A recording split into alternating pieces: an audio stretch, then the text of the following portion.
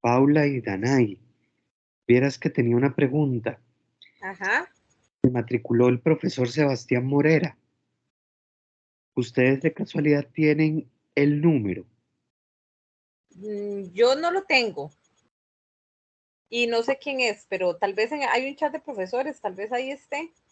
Sí, porque vieran que me habían dicho que supuestamente ya lo habían agregado, pero lo acaba de agregar y también y no estaba en el grupo de WhatsApp y me da un pesar de que no esté, lo estoy llamando ahorita por acá, pero cualquier cosa, si tienen por ahí el contacto, me ayudan para meterlo, si me hacen el favor. Hola, buenas noches. No, yo no lo conozco. Yo No, tampoco lo conozco. ok, Y dígame. no, estoy buscándolo aquí en el chat de los profesores, pero sí, Si no, no tiene es que, el si no, medio no, qué torta. sí, no, es que a veces hay gente que sí le pone el nombre, pero Déjenme ya no lo veo. un tirito, voy a llamar a doña Erika y denme un momento porque me va a empezar que no esté y empecemos. Un segundito. Ujú.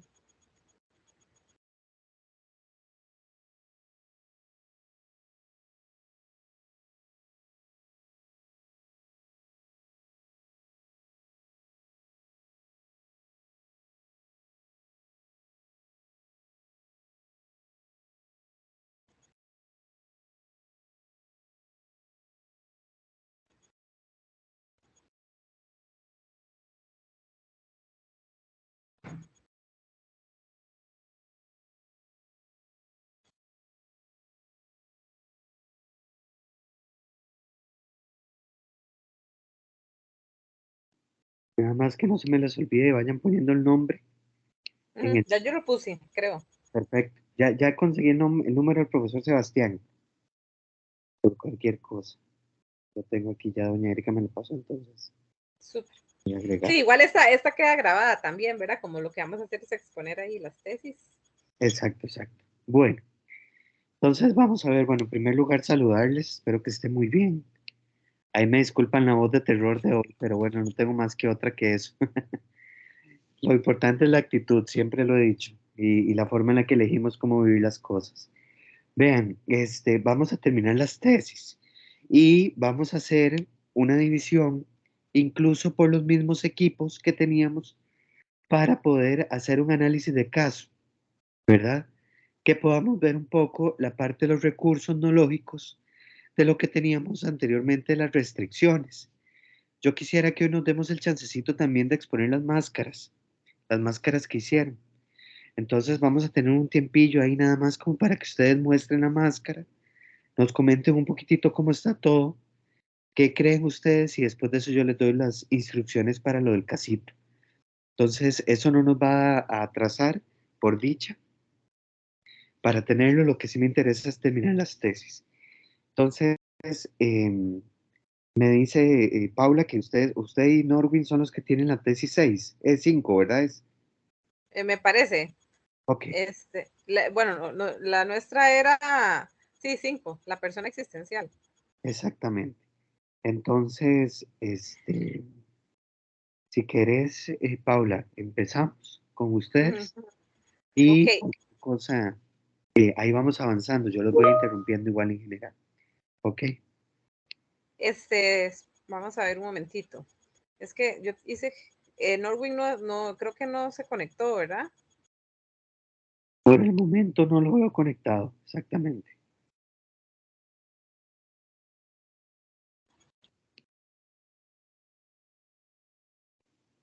Pero si querés exponer vos, Paula, no hay ningún problema. Ajá, estoy tratando de ponerlo a una diapositiva, unas diapositivas que hice.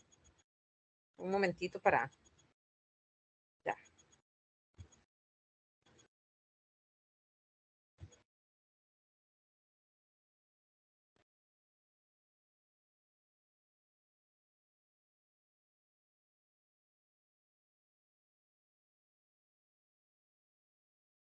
¿Lo ven?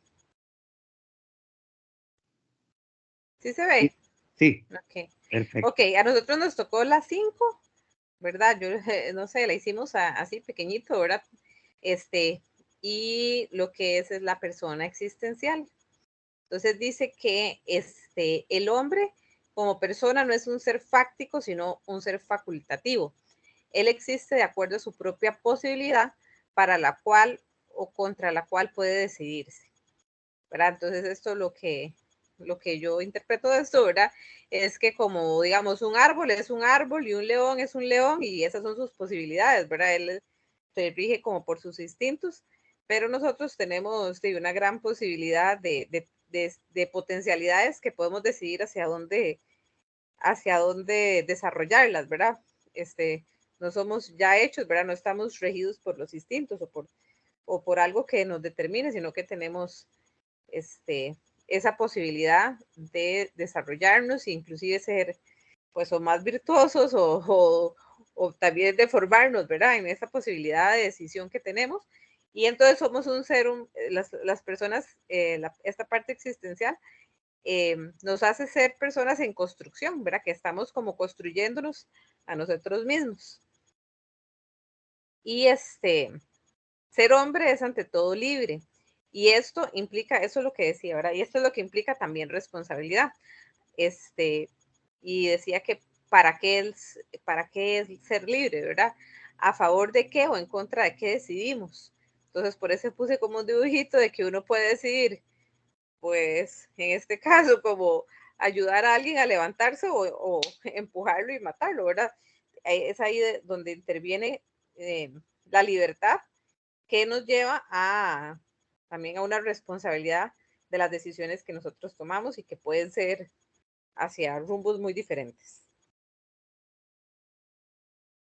Después venía una partecita en este principio donde se hacía la diferencia entre Freud, Frank, y yo creo que también hablaba un poco como de la teoría de Adler, pero pusimos más estas dos como por ser tal vez como un poco más conocidas, ¿verdad? Entonces, digamos, en el psicoanálisis estamos determinados más por los instintos y para Frank estamos más orientados hacia el sentido. Para Freud estamos como, aspiramos al placer, ¿verdad? Que el ser humano se mueve como, por sus instintos, sobre todo son sexuales. Y para Frank, nosotros aspiramos a los valores. En la parte de Freud, el ser humano está impulsado por el sexo o por la libido y la sexualidad queda reducida a esto, ¿verdad? Como algo mecánico, como algo de, digamos, de tensión, inclusive hasta nuestras motivaciones internas, sin a veces saberlo, se está moviendo por esas fuerzas que están en tensión y que buscan como un desahogo de la libido. Mientras que en Frank, dice que no lo ve de esa manera, sino que más bien el amor siempre es una relación entre un yo y un tú, como más bien la sexualidad, una expresión del amor y no como un instinto ahí que nos domina y así. Entonces, bueno, puse este corazón porque, digamos, el amor solo puede darse en libertad. Si uno, digamos, tiene una pistola en la cabeza para que alguien lo quiera, para que alguien le diga, hey, usted me quiere, eso no sería libertad, ahora no tendríamos otro camino que eso. Y el amor siempre es una decisión y es una libertad, y tenemos la libertad de darnos o entregarnos o amar a alguien. Eso es un poquito lo que vimos de ese principio. Ok, muchas gracias, Paula. Realmente con no has terminado, ya terminaste, bueno, sí. Sí, esa era. Ok. Vamos a ver, con la tesis número 5, que es la persona es existencial, Frankel viene a posicionar en la tesis 4 la parte espiritual que hablábamos un poquito la semana pasada, ¿verdad? Y que nos quedamos como por ahí para conversar un poquito más en esa línea. Cuando él viene a hablar de algo tan complejo como lo espiritual, ¿verdad? Que no es tan sencillo de reconocer ni tampoco es una cuestión como tan, ¿cómo les digo? Digamos, como tan eh, encontrable o digamos, decir eso está aquí, como lo hablábamos incluso en diferentes partes de la semana pasada. Frankel viene y comenta de que la espiritualidad en general, y ahí sí hablo de la espiritualidad, o sea, la parte de religiosidad, vino a marcar a lo largo del tiempo una serie de hechos y acontecimientos que lo que hacían era en el ser humano, como que de alguna u otra manera seguir no solo las doctrinas de diferentes formas de religión, sino también hacer que la persona creyera en algo específico. Entonces Frankel llega y dice, bueno, si la espiritualidad propicia una pauta incluso de existencia en el ser humano, depende de dónde se congregue, lo espiritual, ¿verdad? Lo espiritual, o sea, la teoría frankliana, tiene que también tener una esencia de dónde sostenerse y de dónde poder tener una búsqueda constante. ¿Y a qué nos referimos con esto? A que entonces, para darle solidificación a la parte específicamente, ¿verdad? Humana y reconocible en la teoría frankliana, él habla de que es necesario meter la parte existencial. Así como existen dioses, digamos, en general, de diferentes religiones, para Viktor Frankl era necesario someter al ser humano en la necesidad de que existiera una parte fundamental de la existencia en tanto también pudiera creer en sí mismo, en sí mismo, la posibilidad de que puede tomar cualquier acción distinta ante la vida con diferentes factores que puedan estar siendo sujetos de su vida o de sus situaciones particulares. Entonces, cuando mete la tesis 5, que es la que Paula nos acaba de explicar, ¿verdad? Y a ahondar un poquitito, lo que nos viene a decir es que justamente el ser humano, pues sí, tiene un área un poco difícil de decir dónde está y de reconocer en la mayoría de los casos del ser humano, pero que de una u otra manera, a lo largo de su vida en la existencia, en el pasar del tiempo, en lo que decide, en lo que vive, en lo que, digamos, tiene para sí mismo o sí misma, e incluso en las experiencias de vida que va teniendo a lo largo del tiempo, va a poder encontrar respuestas a cada una de esas situaciones planteando algo muy importante y es la parte fenomenológica. Y aquí quiero meterle la parte de Edmund Husserl, que la parte fenomenológica es el método por excelencia de la logoterapia. ¿Por qué? Porque la existencia, cuando nosotros hablamos de la existencia, de la parte existencial del ser humano en Viktor Frankl, no hablamos nada más y concretamente que la cantidad de fenómenos que vive el ser humano para poder saber cómo los enfrenta en su vida. Es enfrentar, como lo decía ahora Paula, del amor, por ejemplo, de la relación amorosa, que Paula nos hablaba un poquito de esa analogía que estaba por ahí en la presentación. Es muy diferente analizarlo, por decirlo de alguna manera, desde un constructo fenomenológico, epistemológicamente hablando, a un constructo, por ejemplo, funcionalista. El amor en la sociedad funcionalista, digamos, todavía hasta la fecha se considera como el amor que procrea, ¿cierto? ¿Verdad? De hecho, todavía a mí me sorprende mucho en estos tiempos a veces, que pues sí es cierto, digamos, estamos como al hilo de saber si vamos a tener pensión o no. Pero la gente, digamos, por ejemplo, establece una serie de analogías importantes como por ejemplo que dicen, bueno, es que la gente tiene que ser papá, pero cada uno tiene que tener 2.5 hijos para que tener tasa de reemplazo, ¿verdad? Entonces yo digo, puchica, o sea, de aquí yo no sé cuántos ya hemos cumplido la cuota de los 2.5. Y si no lo hemos cumplido, pues entonces los que estamos aquí no tenemos pensión, porque yo me incluyo, yo no he tenido ni el uno, Yo no. ni el medio he tenido. Yo me quedé con una y ya. Entonces, ¿qué es lo que pasa con eso? Que aquí es importante tener consideración de la parte fenomenológica como método por excelencia en el área de lo existencial. Si nosotros pensamos en lo espiritual como ese motor, como lo veíamos la semana pasada, como potencia pura, como la parte que no enferma, la parte que proyecta, la parte que ayuda a que el ser humano esté proyectándose, eso de lo espiritual va a estar siendo reflejo constantemente en cada uno de los fenómenos y la existencia del ser humano. ¿Verdad? Entonces, por eso es que Viktor Frankl después establece algo muy importante y es el para qué de las cosas. Porque el para qué me da a mí la posibilidad de decir que mi existencia en cada fenómeno que yo tengo, valga la redundancia, yo puedo hacerme, digamos, como cuestionamientos importantes para poder saberme en un mundo que muchas veces me exige cosas que yo no quisiera hacer, como lo veíamos también la semana pasada. Entonces, la existencia per se, ¿verdad? Ya como gran constructo, no solamente está orientada hacia el sentido, sino que pues sí, también tiene orientaciones hacia la parte del placer y hacia la parte del poder, que lo decía ahora Paula, de la parte adleriana. Pero que de una u otra manera lo que viene a proyectar y a hacer con mayor fortaleza es decirle al ser humano, viva todos los fenómenos que tenga que vivir, pero pregúntese para qué los vive. Y eso le va a marcar a usted un camino distinto en la existencia.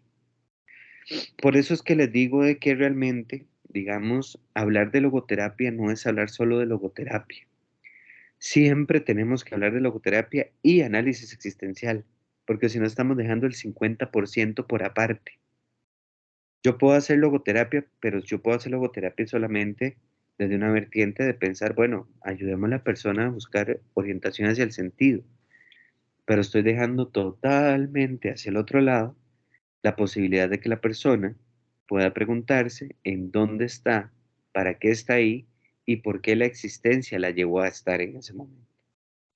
Y ahí es donde entra la parte filosófica, la parte nietzscheana, de Heidegger, de Sartre, entre otros autores, incluyendo Husserl, que es el que establece el método fenomenológico que les decía. El método lo vamos a ver un poquito más a profundidad, porque de hecho vamos a hacer perspectiva fenomenológica y otras cosas para poder hacer, digamos, las técnicas, que eso es importante, ¿verdad? Porque de hecho ustedes se van a dar cuenta cuando veamos esa clase que van a ver cosas, ustedes van a ver cosas totalmente diferentes los unos a los otros en lo que vamos a ver. Y eso es necesario de saberlo, porque en el hecho, digamos, de analizar la existencia y lo espiritual en un ser humano, no quiere decir que si yo lo comprendo va a ser igual en todos, sino que hay que saber que tenemos que tener diferenciaciones porque somos seres insumables, seres totales, totalmente nuevos, espirituales y existenciales que necesitan ser comprendidos y comprendidas de una forma totalmente distinta a lo que estamos acostumbrados. ¿Ok? Muchas gracias, Paula, por la exposición. Con mucho gusto. Bien. ¿Y hago lo de la mascarita ya o no? Si quieren, hagámoslo de una vez, Paula. Aprovechemos, sí, vamos haciéndolo así. Ok, Yo bueno, súper. estoy, como le dije yo a Erika, yo estoy en la cama, así es que ustedes hoy me van a ver en las fachas más fáciles por haber tenido. Le dije a Erika, a mí me van a ver en lo peor, y me dijo, no, más bien no debería dar clases. Yo le dije, no, aquí estamos con todo. Vamos, Paula, enséñenos su mascarita, a ver qué restricción tiene Paula. Ay, juepucha, la tenía aquí, y espérese un momentito.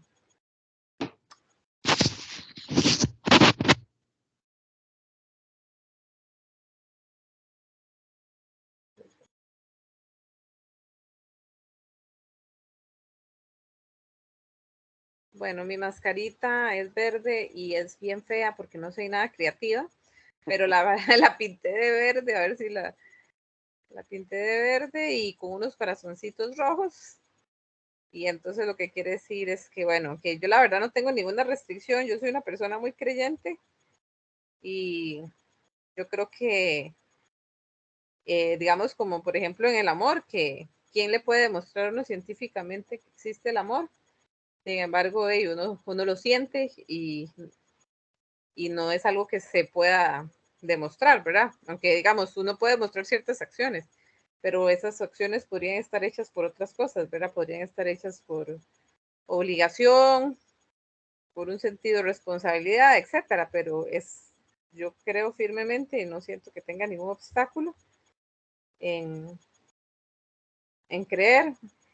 Igual la mascarita yo la subí a la tarea y yo no sé por qué no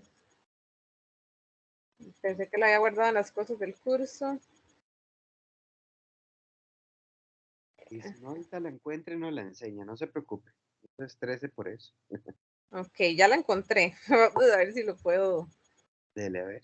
Es que lo tengo como un PDF, yo no sé si yo lo puedo presentar. Bueno, vamos a ver. Sí. Podrías perfectamente. Está bien fea, la verdad es que no se pierden de nada si no lo logro. Ahí sí ustedes se lo ve, profe. Vamos a ver. Ya último intento para no trazar. Y es que, profe, también, como se dijo que primero que no iba a ver, entonces yo puse como unos pacientes ahora, pero no tan temprano.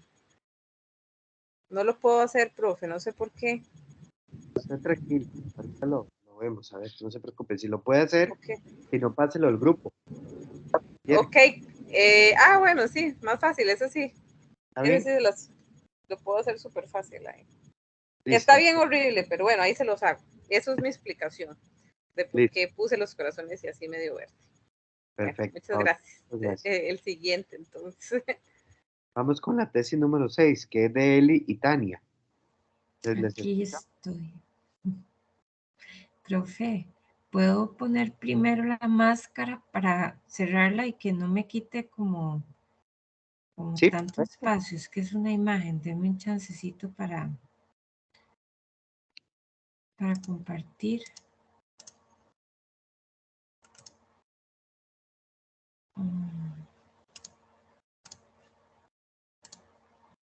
¿La están viendo? Sí, ahí la estamos viendo.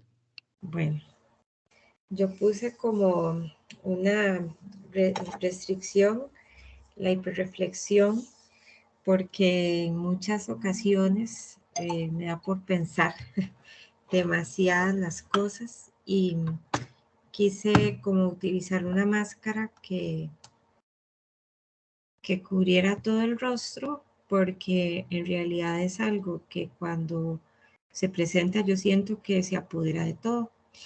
Y aunque a veces tiene diferentes colores las flores, diferentes tamaños, porque no todos los pensamientos se manifiestan con la misma fuerza, intensidad y de repente el mismo tono. Algunos se considera que son positivos, pero en realidad el pensar tanto sobre una misma situación, pues sí es una clara restricción. Entonces ahí está mi máscara.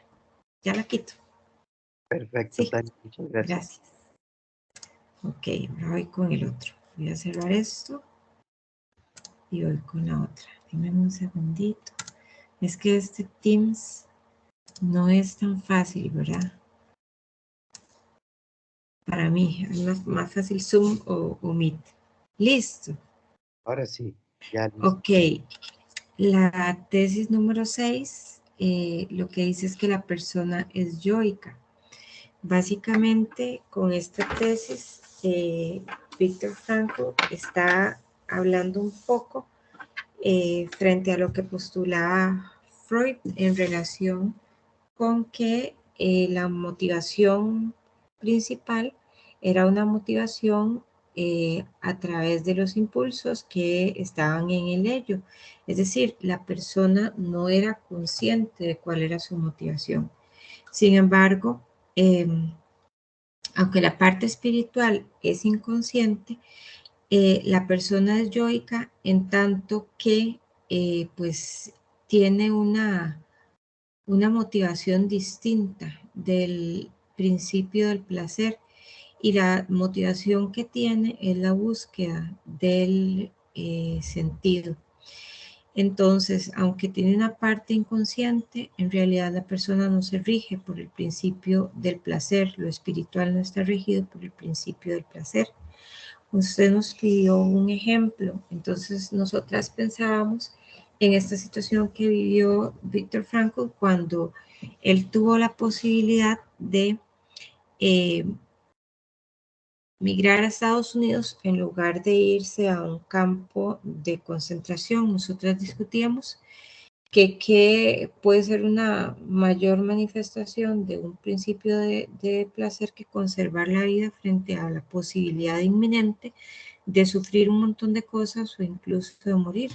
Pero él escogió quedarse en los campos de concentración porque ahí, bueno, estaba su primera esposa y además estaban sus padres. Entonces, eso era lo que daba sentido a su vida y eso fue lo que le motivó eh, para quedarse de una manera coherente y congruente con lo que era el sentido de su vida. Y eso sería. Muchas gracias. Sí, perfecto. Eli, no sé si quieres añadir algo más. No, a mí lo que me gustó mucho fue entender eso, de que no nos regimos por el placer, ¿verdad? Que no nos regimos por que, que somos una, ¿cómo es esto? Una identidad de ese ser nada más, de que básicamente es eso, que tenemos que pensar en que no nos regimos por el placer. Digamos, eso fue lo que más me quedó claro a mí. Y que ese yo no es religioso, sino es un yo donde yo estoy consciente de vamos a ver, de que no es una religiosidad, no es que yo amo a Dios y tampoco idolatro yo, pero que hay una espiritualidad dentro de mí muy que me lleva a pensar en que no vale el placer, sino que vale como mi responsabilidad. Lo estoy entendiendo mal, ¿verdad? Eso tampoco es muy fácil de entender esta, porque le anduvimos buscando por un montón de cuestiones, pero es básicamente eso, que no nos dejamos llevar por esos pulsos, por esas cuestiones, sino más por esa parte espiritual, ese yo espiritual. Ok, sí, muy bien, Eli. De hecho, ahorita decías algo muy importante, digamos, la parte de que es yoica, lo que viene es a utilizar de hecho es esa parte, ¿verdad? Del yo, el ello, el super yo. Ahora, Tania nos explicaba algo de que el ser humano entonces, pensado desde la conciencia, digamos, o desde la teoría frankliana, no es un ser humano que se basa solamente en la cuestión del placer, sino que es una persona que disfruta de todas las cosas que tiene dentro de su propia esencia, dentro de sus propias características. De hecho, digamos, si nosotros nos ponemos a ver esa línea o ese, digamos, como horizonte específico, lo que viene a plantearnos la tesis 6 realmente también es decir, el ser humano es eso, solo eso, un ser humano, básicamente, sin ninguna otra vertiente más que esa situación. ¿Por qué les digo esto? Porque si nosotros nos ponemos a pensar, por ejemplo, en el ser humano como la persona placentera, de poder, de sentido incluso, o que tiene una serie de situaciones particulares, empezamos ya a condicionarle en algo específico. Entonces, cuando Viktor Frankl dice, ok, perfecto, yo estoy posicionándole al mundo unas primeras 5 tesis importantes. La persona es un individuo, la persona no es solo un individuo, sino que también no se le puede sumar ni se le puede restar. La persona es totalmente nueva, ¿verdad? Es un ser totalmente nuevo. Ese ser nuevo tiene una característica de lo espiritual, pero lo espiritual no es nada sin la existencia. ¿Y qué es lo que dice después? La persona puede ser todo eso, pero no puede basarse en una sola característica. Entonces es yoica. Cuando hablamos de lo yoico en la parte específicamente freudiana, es como en la parte, digamos, consciente o más específica del ser humano, ¿verdad?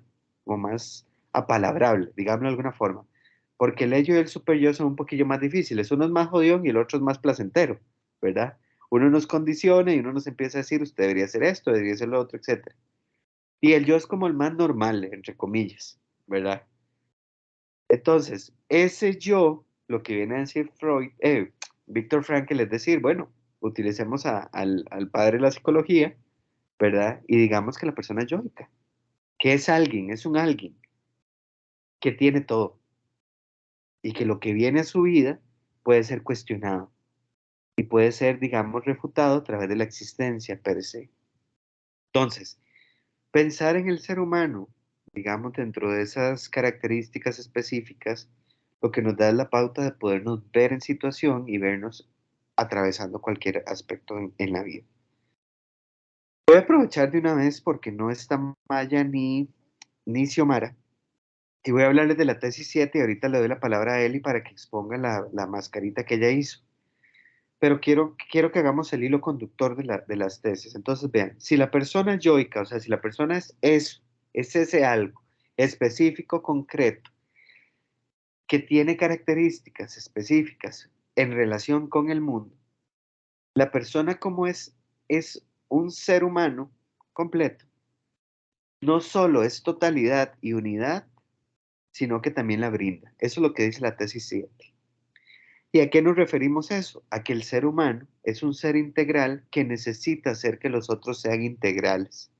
Entonces, cuando a mí se me acerca alguien y, por ejemplo, Helen me dice, profe, anda, güey, usted debería estar durmiendo. Usted debería estar durmiendo. Y yo le diría a Helen, es que usted está pensando solo en mi parte física, pero mi parte emocional y espiritual están bien. Estoy bien. Que no me sale la voz, que a cada rato toso, que estoy aquí viendo a ver cómo sobrevivir. Pues sí, tienen toda la razón, pero lo demás está bien. Entonces, yo per se les brindo totalidad y unidad a ustedes para que ustedes comprendan que a nosotros no nos puede limitar una de las solas áreas, ¿verdad? Entonces, el ser humano se caracteriza por eso. Normalmente nosotros siempre dividimos al ser humano, ¿verdad? Hacemos como esa división. Entonces, yo le digo, qué sé yo, a alguno de ustedes, ay, es que usted, mira, hoy lo veo triste, entonces si quiere no se conecta, ¿verdad? Ay, hoy lo veo como apachurrado, tal cosa, o lo veo cansado, no se conecte. Entonces, el ser humano actúa, ¿cierto? Es más, cuando uno va a un trabajo, y usted, digamos, no se ha incapacitado y está con un resfrío normal, ¿verdad? Y toda esa cosa. La gente te ve y te dice, mira, ¿por qué no te vas a descansar? ¿Qué hace la gente? Literalmente se va, en la mayoría de los casos. Entonces, eso es desvirtuar la esencia del ser humano, de la parte yoica. ¿Por qué? Porque si yo me voy, yo estoy yendo a mi placer, al hecho, ¿cierto? Por eso es importante amarrar la tesis 6 con la 7. Porque si yo me considero como la persona yoica, yo le puedo brindar esa totalidad de unidad a la gente. Le puedo enseñar a la persona que es un todo. Es un todo que no puede tener desfragmentación de nada. Y en esa característica específica, o sea, lo espiritual se vuelve coexistencia con lo físico y lo emocional, básicamente. No está lo emocional por un lado, lo físico por el otro lado, lo espiritual por allá viendo a ver cómo mueven las turbinas para que todo esté bien, ¿no? Es una coexistencia, ¿verdad? Es una tridimensionalidad. A partir de este momento, de la tesis 7, es donde Viktor Frankl habla de la tridimensionalidad del ser humano, ¿verdad? El ser humano es tridimensional, tiene una parte psíquica, tiene una parte física, tiene una parte espiritual, que no pueden ser como les decía, desfragmentados. Yo no puedo llegar y decir, bueno, hoy nos vamos a preocupar por la parte espiritual todos y todas. El otro lunes nos vemos con la parte física, el siguiente vamos a ver con la parte psíquica. ¿Por qué? Porque no estamos hablando entonces del ser humano como un ente integral. Y estamos rompiendo, en primer lugar, con la tesis 2, porque estamos restándole partes importantes. Y aparte de eso, también le estamos quitando la posibilidad del ser humano de verse único y total. ¿Ok? Antes de seguir con la tesis 8, 9 y 10, quiero preguntarles cómo vamos con estas tesis hasta las 7, porque se van a dar cuenta que las otras 3 son muy sencillas de comprender. Pero quiero saber cómo vamos hasta las 7 porque las tesis, la comprensión de las tesis nos va a dar después la particularidad, digamos, de poder analizar el método socrático, la percepción de sentido, entre otras cosas, para poder hacer las intervenciones y demás. Entonces quiero, hasta ahorita, cómo vamos con las primeras 7 tesis. Si hay alguna duda de alguna, como dicen ahora, o hable ahora o calle para siempre, decían antes los, ¿verdad? Profe, Los enjuiciadores. Dígame, José. no, yo en realidad sí las he entendido cuando las he explicado. Tal vez lo que me hace falta es estudio, ¿verdad? Pero cuando las he explicado las he entendido. Perfecto, perfecto, muy bien. ¿Qué más? Profe, Dígame, Yo Helen. para serle sincera, tengo que familiarizarme porque usted las ha explicado y los compañeros también, pero todavía necesito como amarrar el concepto, ¿verdad? Porque es nuevo, para mí es completamente nuevo este concepto, entonces voy digiriéndolo, creo que ya pasó de la garganta y va por más abajito, ¿verdad? Pero creo que, ajá, esófago, creo que con un poquito más, como dice el compañero José Francisco, un poquito más de que es parte de mi meta, conforme avanzamos en el curso, ya ir diciendo, ah, claro, eso fue lo que vimos en aquel entonces, porque yo soy así, voy amarrando esos conceptos, pero ahorita como que usted me diga, Helen, las tengo aquí, pero no las domino, ¿verdad? Para hacerle, pero las comprendo. Lo importante ahorita, Helen, digamos, es comprenderlas. El dominarlas, van a ver que cuando veamos las técnicas y entremos digamos, a la parte concreta de la psicoterapia centrada en el sentido, ahí vas a empezar a decir, ah, mira, esa restricción y esa estrategia de afrontamiento se debe a la tesis 1 o a la tesis, entonces vas a ir haciendo como ese match que te gusta hacer, digamos. Ahorita lo que me interesa es que ustedes me digan, hasta las 7 las comprendo. Que yo le diga a alguien, le defiendo las 10 tesis es otro tema, pero comprenderlas es lo que necesito como objetivo para hoy. ¿Ok? Yesenia. Juan, el modelo todo se basa sobre las 10 tesis. Vieras que no solo en las 10 tesis se basa, porque las 10 tesis, si uno las va como desmenuzando bastante, ¿verdad? Va uno dándose cuenta de la palabra por ahí, mira, esto es la responsabilidad para Frankel. Mira, esa tesis va a después abordar la libertad. Mira, esa tesis después tal cosa. Esa fue como la génesis, Yesenia, digamos. Las tesis fueron como el punto principal de Frankel de decir, este es mi visión antropológica del ser humano, ¿verdad? Y después de eso él viene a meter más. Por ejemplo, ¿qué viene a meter más? Bases epistemológicas existenciales con los autores filosóficos. Entonces dice, tengo 10 tesis, pero las nutro con la parte filosófica existencial. Tengo 10 tesis, parte filosófica, pero tengo que analizar los valores en el ser humano. Entonces mete a Max Scheler para solidificar más el concepto de la parte antropológica. Entonces dice, tengo estas tres cosas, me falta algo. Y entonces, ¿qué es lo que mete? Discusiones con otros profesionales y personas especialistas, como por ejemplo Aaron Beck, ¿verdad? Albert Ellis, como por ejemplo Frederick Perls, como por ejemplo Abraham Maslow, que después se pelean horrible y critica la teoría de la autorrealización, y luego de eso mete mira, se me olvidó el nombre el creador de la psicoterapia humanista, el de la centrada en la persona, ayúdenme, ando con amnesia de conocimiento. Rogers. Carl Rogers, Tania, gracias, Eli. Entonces, Rogers, él empieza a tener esas discusiones. ¿Qué hace con eso? Tener bases humanistas, filosóficas, existenciales, antropológicas, para llamar a su gran teoría la logoterapia análisis existencial. O sea, Y, como que las amplía. sí, claro. Ajá. Conforme va avanzando la teoría de él va diciendo, la tesis 7, aquí esto es lo que va a terminar surgiendo. Por ejemplo, ¿verdad? En algún momento él habla, que eso lo vamos a conversar y lo vamos a ver con las estrategias de afrontamiento, que era lo que le decía ahora yo a Helen. Vamos a darnos cuenta que el ser humano tiene una serie de acciones específicas de cómo enfrentar el mundo, ¿verdad? Esa es la amplitud que le da la tesis 7, por ejemplo. Entonces, cuando vayamos un poquito más avanzados, ahí sí yo les voy a decir, aquí amplía esto, ¿verdad? Porque así como al inicio establece características específicas de lo espiritual, que yo les di la semana pasada, como el listado total incluyendo las más actualizadas, así también actualiza la parte de la existencia, ¿verdad? Cómo la existencia entonces se vuelve un punto fundamental del ser humano para comprender su génesis, su historia, sus relaciones, su forma de ver el mundo, ¿ok? Pero sí, él es como, digamos, el colchón, Yesenia. Después de eso le empieza a poner una sobrecama y después de eso le pone otra cosa y después de eso le pone almohadas y después de eso va cambiando. Y eso es lo importante, ¿verdad? Para irlo comprendiendo. ¿Qué más?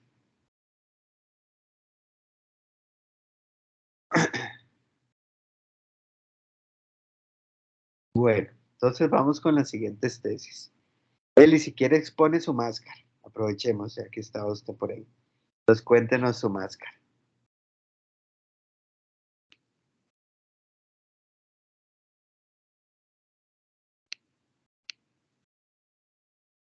Estás apagada por aquello. ¿Ya lo están viendo? Ahora sí, la estamos viendo.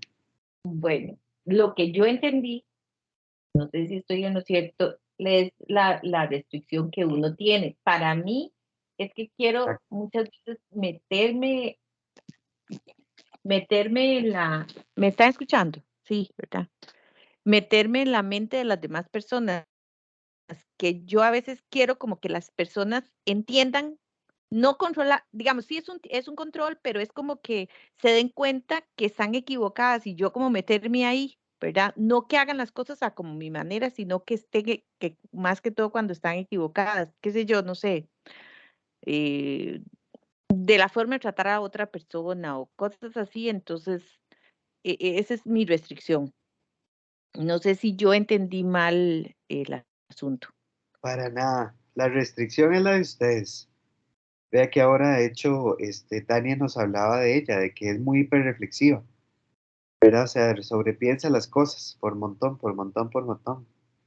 Y eso también es importante de saberlo, ¿verdad? Cómo nosotros también nos podemos generar restricciones a lo largo de nuestra vida. Y eso también es importante irlo trabajando para uno poder después. ¿Qué pasa si alguien te llega en una consulta y te dice, quiero dejar de ser tan controlador? Y uno, pero ¿cómo? Si eso es bonito, ¿verdad? Tal vez dice Eli. Entonces, sí, sería un tortón, ¿verdad? Entonces, es importante, pues, irlo vislumbrando a lo largo del tiempo. Muchas gracias, Eli. Vamos entonces, Mayela y Priscila, si quieren, con la tesis 8.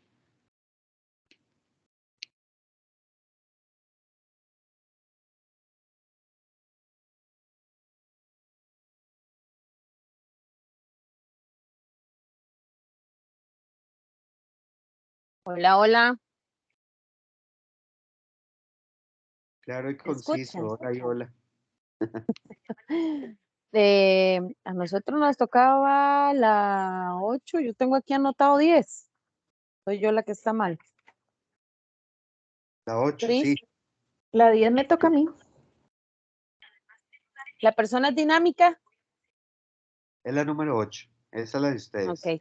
entonces soy yo la que tiene mal el título, por decirlo de algún modo. Bueno, nosotras estuvimos comentándolo un poco complicado porque en esos días estaba yo con COVID, estaba como vos. Entonces, de hecho, quedé con Priscila en que yo montaba una presentación y fue imposible, ¿verdad? Pero llegamos a una conclusión, se las leo por aquello, para que los demás compañeros se enteren. Dice, justamente por su capacidad de distanciarse y apartarse de lo psicofísico es que se manifiesta lo espiritual. Por ser dinámico no debemos hipostasiar a la persona espiritual, asimismo como organismo psicofísico. Solo este autodistanciamiento de sí mismo como organismo psicofísico constituye a la persona espiritual como tal, como espíritu. Únicamente cuando el hombre entabla un diálogo consigo mismo, se desglosa lo espiritual de lo psicofísico. Entonces, lo que nosotros queríamos con todo esto es, y lo comentamos entre nosotras, es que el hombre siempre, a pesar de que él es único, ¿verdad? Y que debemos respetar esa forma única que él sí existe y que existimos cada uno de nosotros como personas diferentes, somos dinámicos. Entonces, no estamos en una posición única, ¿verdad? Sino que estamos en un constante movimiento. Y de ahí que entonces podemos, a pesar de que se trata de apartar lo psicofísico de lo espiritual, siempre van a estar ambos amalgamados. Y que muchas veces hay posiciones donde lo espiritual puede estar mucho más presente que tal vez lo psicofísico. Pero simplemente lo que hay es una dinámica en el ser humano en sí, en la persona en sí. No sé si Priscila quiere aportar algo más. ¿Me escuchan? Ok, a mí me gustó en esa parte de la tesis donde decía existir, existir significa salirse de sí mismo y enfrentarse. Esta parte yo le decía a Mayela que yo lo asocio mucho y lo asocié bastante. Bueno, yo no sé si yo soy muy de cómics y soy muy de eso.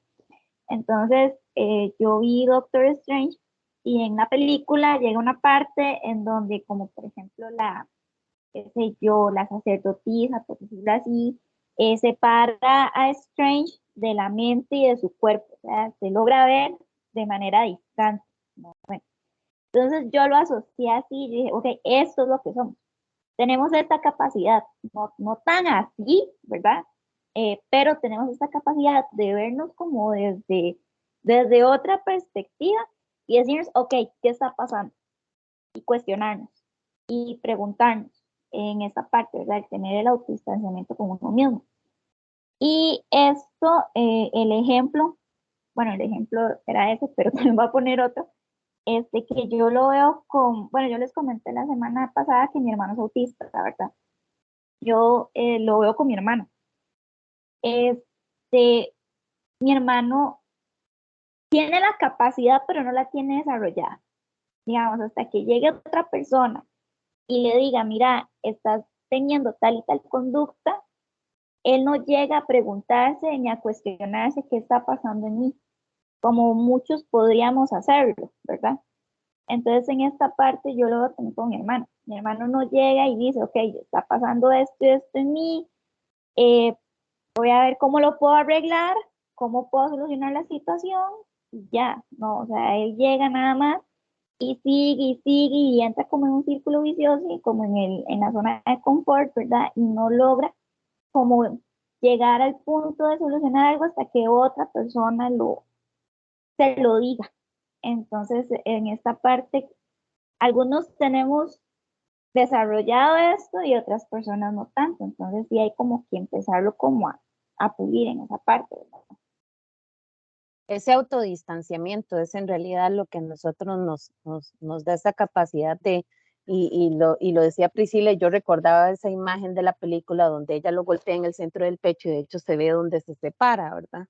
Y él desde esa posición, desde que abandona su cuerpo físico, puede darse cuenta de lo que estaba sucediendo en esa parte física, ¿verdad? Y ahí es donde llega el análisis muy interno de él sobre su comportamiento, sobre sus decisiones, sobre cómo se enfocaba tantísimo en esa parte solo física y no tanto en esa otra parte espiritual. Entonces ese autodistanciamiento es el que nosotros, a pesar de que lo tenemos, muchas veces no lo implementamos o lo implementamos tal vez no de forma consciente, por decirlo de algún modo.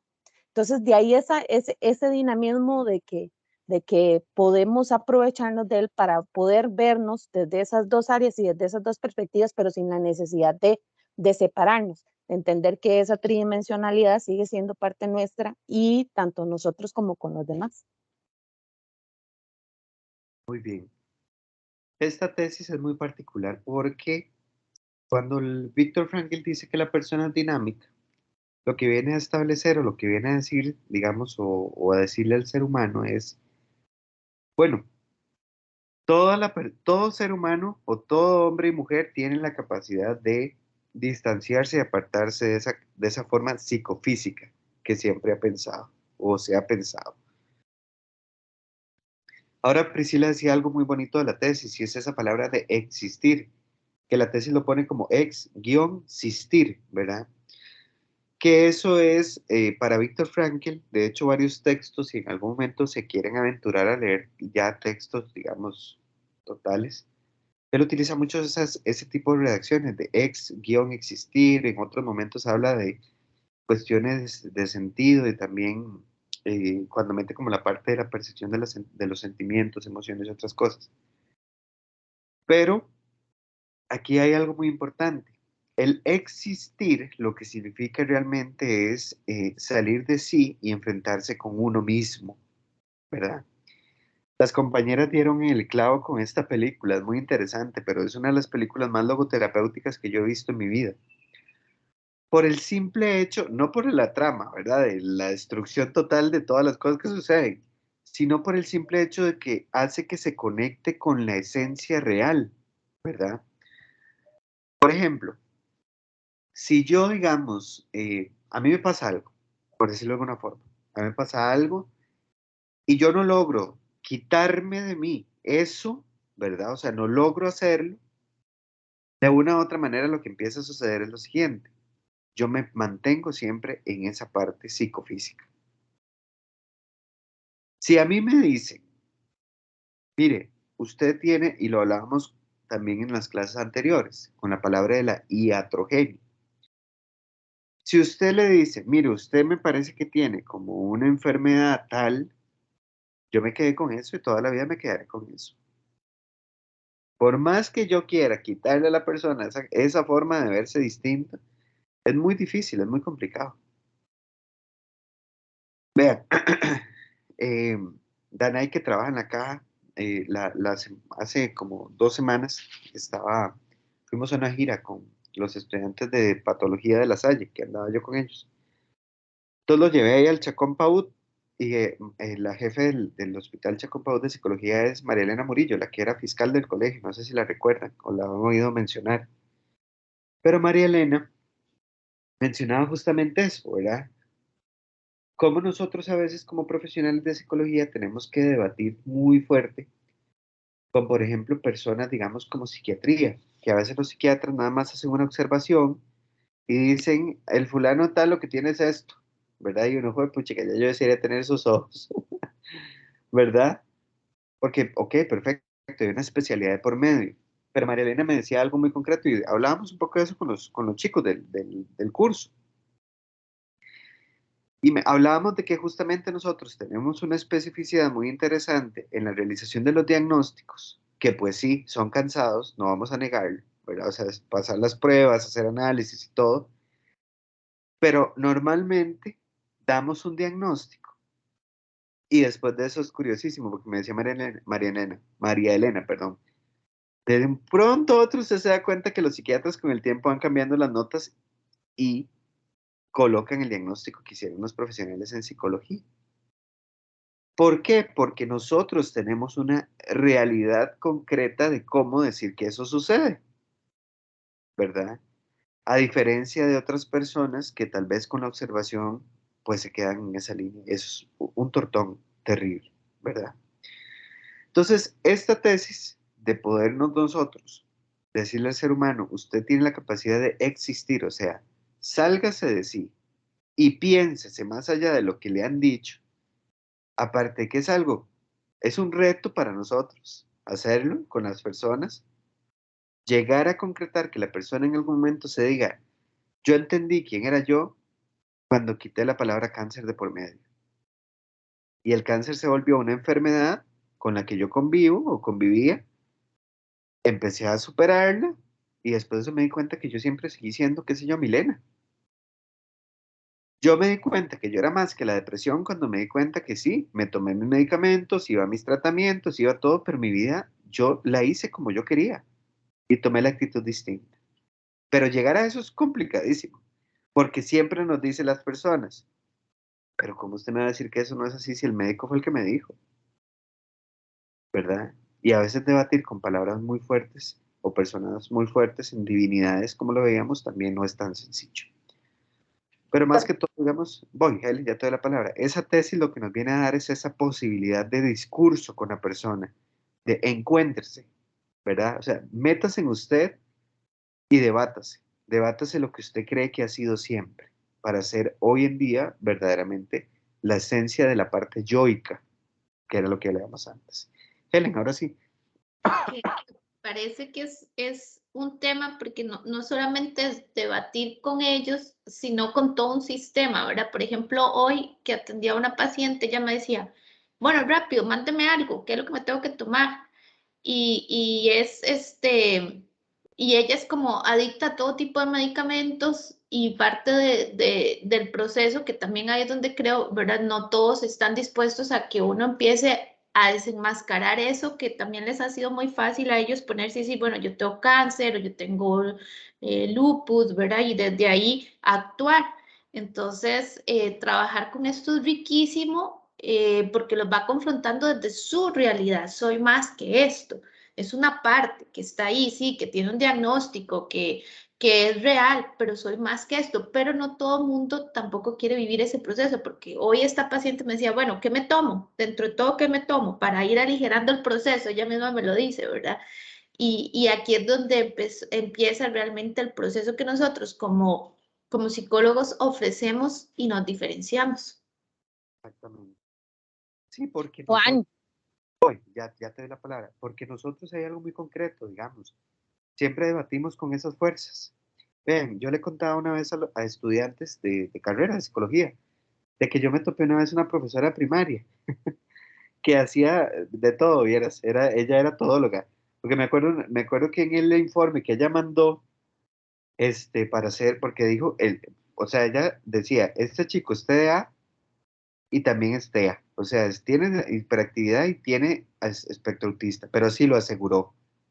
Y aparte de eso, en el informe, cuando se le pide que qué es lo que ella reconoce, bueno, manda una serie de cosas, ¿verdad? Pero a mí siempre me gusta contar esta historia porque en algún momento dice que ella le hizo el dientolograma, o sea, le revisó también las muelas y todo para ver si tenía caries.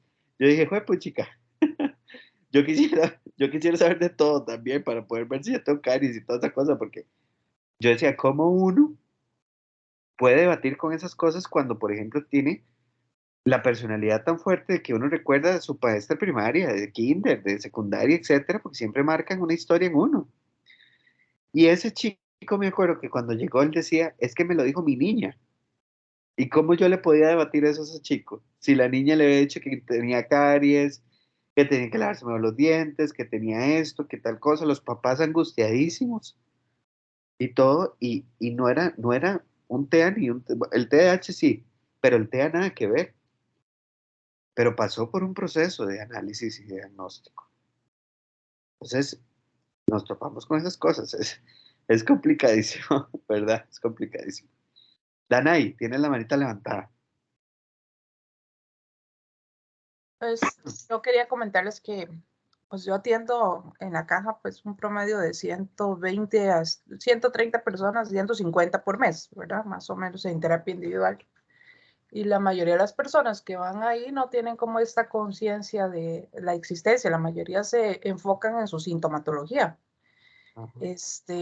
Donde dicen, pues, ¿cómo te has sentido? Por ejemplo, ¿cómo has estado? ¿Cómo te has sentido? Bueno, de la ansiedad todavía me sigo sintiendo mal, sigo presentando crisis. Digo, bueno, pero dejemos los síntomas de lado y enfoquémonos un poquito en cómo has estado, en cómo te has sentido, qué has aprendido durante este tiempo. Y no lo logran. No lo logran y más bien entran en una mayor racionalización y más se aferran a esta sintomatología, y ahí es cuando se vuelve un poquito frustrante también, pues que uno idealiza un poquito este proceso de psicoterapia, donde cree que va a poder ayudar a la persona a tener conciencia de un montón de cosas que les está pasando y que está movilizándolo a hacer ciertas conductas o a tomar ciertas actitudes, pero esa persona es resistente a eso. Y entonces, como decía en esto Brain Spotting que me capacité, uno tiene que ir como en la cola del cometa, no puedes ir a tu ritmo, sino al ritmo del paciente. Y muchas veces pasamos sesiones solo enfocados en los síntomas y es lo que el paciente quiere, es lo que le interesa, y muchas veces hay que dar de alta porque ya dice, pues ya mis síntomas se fueron. Usted sabe que no hubo una modificación real, pero los síntomas disminuyeron porque el medicamento fue bastante funcional y entonces el paciente dice, ya no necesito ir a psicología. Entonces es muy complicado como que algunas veces uno se frustra muchísimo en este rol terapéutico, en el sentido de que no tenemos siempre esa experiencia de encontrarnos con alguien que tenga esa capacidad para verse y reflexionar acerca de lo que realmente le ha pasado y cómo eso lo ha hecho cambiar su vida o su forma de interpretar situaciones o su madurez, etcétera. Exacto, sí. Bueno, Danay que trabaja, ¿verdad? En la caja puede darnos, yo creo que una cátedra de todas esas situaciones que ha vivido posiblemente con todas estas cosas. Porque realmente, o sea, ¿cómo cuesta, verdad? O sea, ustedes ahora Helen decía también, o sea, deme algo. La gente siempre llega y nos dice como, denme algo, ¿verdad? Yo le digo, a veces, una vez le decía a una paciente, vea, si yo tuviera algo para quitarle a usted la tristeza como usted quisiera, créame que sería muy fácil para muchas cosas. Otra vez, otra paciente que estaba viendo en visita domiciliar por un tema de cáncer. Ya ella estaba un poco avanzada, digamos, en su enfermedad. Me decía, dígame, ¿qué tengo que hacer? ¿A dónde tengo que ir? ¿A qué parte del mundo? Porque yo sé que aquí tal vez están muy actualizados, pero otras partes del mundo están más actualizados. Y yo en este momento voy a gastar lo que tenga que gastar. Y aparte de eso me decía, y dígame cómo negocio, con quien sea, para poder seguir. Y yo le decía, bueno, qué difícil también las respuestas que uno puede dar, ¿verdad? Porque a veces la gente cree que uno le puede decir, ¿verdad? Como, mira, ¿por qué no te vas, como ese yo, para la India? ¿Verdad? Mira, ¿por qué no, tomate tales medicamentos? Tomate eso. No podemos hacerlo, primero por ética, ¿verdad? O sea, nosotros no podemos recetar ni absolutamente nada, pero aparte de eso, hay algo muy interesante, ahora lo mencionaba Nay, ¿verdad? Con el tema del brain spotting. Agárrese a la cola de la cometa, ¿verdad? O sea, no se agarre solamente de la estrella, agárrese a la cola y déjese llevar. ¿Por qué? Porque también las academias, la mayoría de los casos nos han enseñado que el paciente tiene que progresar conforme nosotros lo pensemos. Y si no progresa en ese ritmo, los que terminamos, ¿verdad? Ahí medio tristones o creemos que no servimos somos nosotros. Y no, no somos nosotros. Cada persona tiene su tiempo. Y hay gente que avanza muy rápido y hay gente que no avanza para nada rápido, ¿verdad? Y eso es importante también de contemplarlo. Gracias, Daniel, por contarnos esas cositas que son importantes. Mayela. Juan, ahora que Danay mencionaba este tipo de cosas, viene también a reforzar lo que antes iba a comentar, es, y estamos hablando de la gente que se pone la etiqueta de una enfermedad, y aquí también podría estar incluida las personas que se estigmatizan. Por ejemplo, una madre con un chico con algún tipo de capacidad disminuida, capacidad diferente o con algún trastorno, y siempre es que yo, es que por mi hijo, es que por una situación X, es que yo necesito ayuda por esto, es que como mi chiquito tiene tal cosa, ¿verdad? A veces cuando uno siente que los padres de familia se aprovechan de ciertas condiciones para también estigmatizarse. Entonces, esa etiqueta que también nos colocamos a veces no es solo también de un diagnóstico propio, también puede ser de alguna situación extra del núcleo que me rodea. Sí, de hecho eso es bien complicado, ¿verdad? Porque a veces los mismos núcleos o la red de apoyo, digamos, terminan propiciando mayor, digamos, vamos a ver, terminan propiciando que la gente más bien se cohíba más en lo que vive y lo que tiene, digamos de alguna forma. Si tenemos, por ejemplo, una persona que tiene una situación difícil en su salud por diabetes, por VIH, por, digamos, cáncer, alguna cosa, digamos que necesita siempre tener una red de apoyo, pues, importante, ¿verdad? La familia normalmente y las redes terminan siendo algo complejo, ¿verdad? Porque más bien hacen que la gente como que se cristalice más, pero entonces no haga nada, no se mueva, no toque nada, no brinque, no baile, no cante, no ría, no haga nada, ¿verdad? Igual que con la persona adulta mayor. La persona adulta mayor, yo me acuerdo de un señor que en algún momento llegaba y me decía, yo quería cambiar una bombilla y no me dejaba, porque creían que yo me iba a caer y me iba a quebrar todo, pero yo siempre cambiaba las bombillas y yo quiero hacerlo, no me siento mal y nada, tampoco no me puedo subir en una silla o una escalera. Bueno, que hay que tener cierto cuidado, porque como dicen por ahí, ya no hay repuesto, ¿verdad? Pues si la persona lo quiere hacer, es su determinación para hacerlo, es lo que desea hacer. Pero de una otra manera, igual con los trastornos, digamos, del estado anímico y todo este otro tipo, digamos, de situaciones que sean de la parte psíquica, también la gente cristaliza mucho eso o discrimina, ¿verdad? O estigmatiza, que sería otra palabra.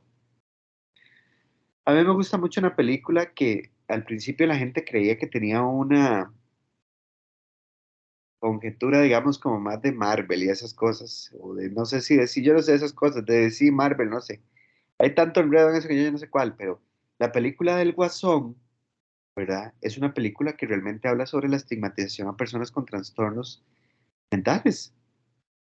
Y eso es muy cierto en la época actual, hasta la fecha pasa, ¿verdad? O sea, todavía alguien, vea, hasta la fecha todavía se sigue escuchando frases como, mire, es que usted sí es bipolar, ¿verdad? Bueno, ¿cómo? Mire, es que usted, pues, qué pereza usted con andar con una persona tan depresiva, qué hueva. Bueno, ¿qué pasa si la persona se empieza a creer de verdad ese tipo de frases? La histérica en las mujeres. También las histéricas, un montón de cosas, o sea, hay frases de frases. Y hay esos sí trastornos que me dan miedo, ¿verdad? O sea, Dios guarde yo estar con un esquizofrénico. Bueno, pero ¿qué es lo que pasa detrás de eso en la conciencia de la gente? ¿Verdad? O sea, ¿qué pasaría si entonces, por decirlo de alguna manera, como le decía yo alguna vez a algunas personas, qué pasaría si yo de un pronto a otro empiezo, digamos, a pensar que toda la gente anormal, entre comillas, porque todavía los cursos de las universidades a mí me da mucha gracia, pero digamos, hay cursos de psicología que se llama psicología anormal 1 o psicología anormal 2 y lo que se ve son las patologías, ¿verdad? Entonces, eso me da mucha gracia porque le ponemos una etiqueta. En el mismo curso los estudiantes ya saben que van a ver algo anormal, ¿verdad? Entonces, es muy curioso porque ¿qué pasaría si el mundo más bien se vuelve al revés y los que somos, entre comillas, normales, somos los discriminados y la gente que domina el mundo es un montón de esquizofrénicos y un montón de bipolares y un montón de esquizofreniformes y todas las cosas? ¿Qué pasaría? Entonces, eso, hay que tener mucho cuidado, digamos, con ese tipo de cosas porque al fin y al cabo, lo que vienen es como arremeter contra la posibilidad del ser humano de concebirse como un todo, ¿verdad? Un todo sin tener etiquetas, un todo sin tener nada particularmente, sino ser quien quiere ser, básicamente. Dana, y tenés todavía la manita levantada, ¿querés decir algo más?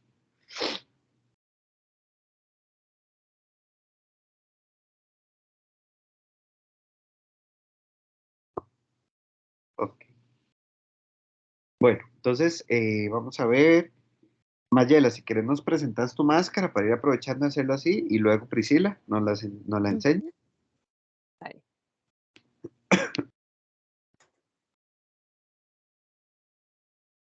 Ahí también una mascarita. Bueno, Perfecto. yo no puse una, puse un montón. Y tuve que hacerle ojitos porque sentía ese vacío ahí, sí, no tenía esa mirada, esa parte profunda de cada uno de nosotros que muchas veces dice la gente que cuando mira los ojos de una persona tiene la capacidad de ver más hacia adentro. Entonces, esas restricciones a veces creo que son mis propias creencias, la poca conciencia a veces de la valoración de las circunstancias y de mí misma, la no búsqueda de mi ser, que muchas veces nosotros nos ponemos esa limitante o, o nos desenfocamos, nos separamos de esa búsqueda de nosotros mismos, que de hecho, por esas cosas que nada es casualidad, me encontré que había escrito en una agenda final de año, del año pasado, algo que decía, vamos en busca del encuentro innegable de nosotros mismos. He ido corriendo tras el mundo, pero ¿quién corre tras de mí? Entonces eso sí me hizo reflexionar muchísimo sobre mí misma, esa poca observación de mi propio interior, esa, ¿verdad? Esa posibilidad de salirme de mí misma para poder ver esto que estoy trabajando, creando y transformando. Muy bien, muchas gracias, Mayela. Vamos con Priscila, si querés nos enseñar la mascarita tuya. Ok, voy a ver si es como estoy pensando que es.